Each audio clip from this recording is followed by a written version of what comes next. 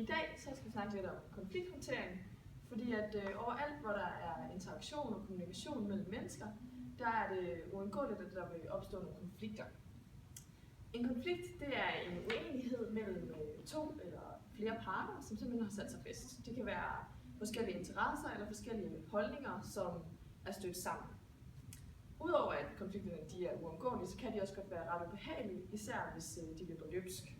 Og derfor så er det en rigtig god ting, at man kan finde ud af at håndtere en konflikt, sådan at alle parterne kan komme så hurtigt og smertefrit ud af den her konflikt som muligt.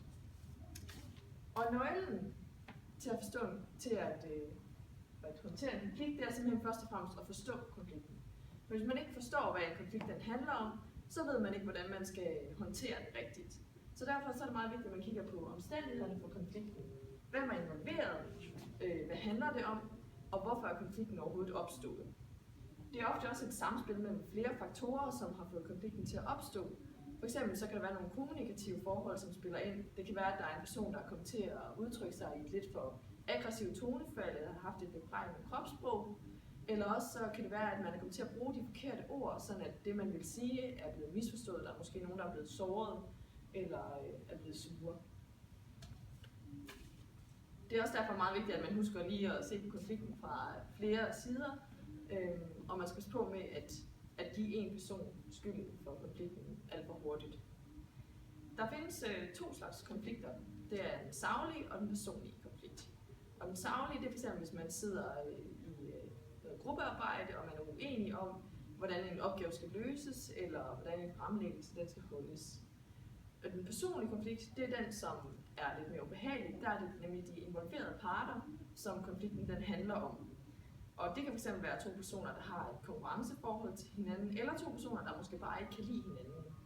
Det er også den konflikt, der har lidt nemmere ved at løbe løbsk, fordi at der kan man bedre komme til at sige noget, der sårer den anden. Og det bedste forsvar, det er jo et angreb, og derfor så kan det hurtigt eskalere mellem de to parter. Selvom at der findes mange forskellige konflikter, så følger de fleste konflikter faktisk det samme forløb. Og det kan vi illustrere her med konflikttrappen. Og jo højere konflikttrappen en konflikt den har ligesom bevæget sig, jo sværere er det at håndtere den. Nede på trin 1, det her hvor konflikten den starter, der er det simpelthen en uoverensstemmelse, der opstår, og samarbejdet mellem de forskellige parter, det bliver ligesom bremset. Så på trin 2, der sker der en personificering af konflikten, hvor det er, at personerne de går ind og gør hinanden til problemet. Så allerede her har vi faktisk hævet os lidt over den egentlige konflikt, og det begynder at blive personligt mellem parterne. På trin 3, der begynder problemet at vokse endnu mere, og her kan det simpelthen være, at gamle sager eller ting, der egentlig er helt irrelevante for den oprindelige konflikt, de bliver taget med ind i konflikten. På trin 4, der opgiver parterne simpelthen samtale, og de går hver til sit. Men det betyder ikke, at konflikten der er blevet bremset, det betyder faktisk bare, at de to parter de går med nogle frustrationer, som de holder inde, som kulminerer på trin 5, hvor det er, at det kan for eksempel ende ud i et stort skænderi, og man begynder simpelthen at få de her fjendebilleder af hinanden. På trin 6, der kulminerer det hele i simpelthen en åben krig, hvor det er, at det begynder at gå ud på decideret at skade modparten. Og trin 7, helt øverst, der sker der en total polarisering. De to parter de adskilles, og alt samtale og samarbejde det bliver simpelthen opgivet. Så det siger sig selv, at jo højere op ad trappen vi er kommet, jo sværere bliver det simpelthen at håndtere en konflikt.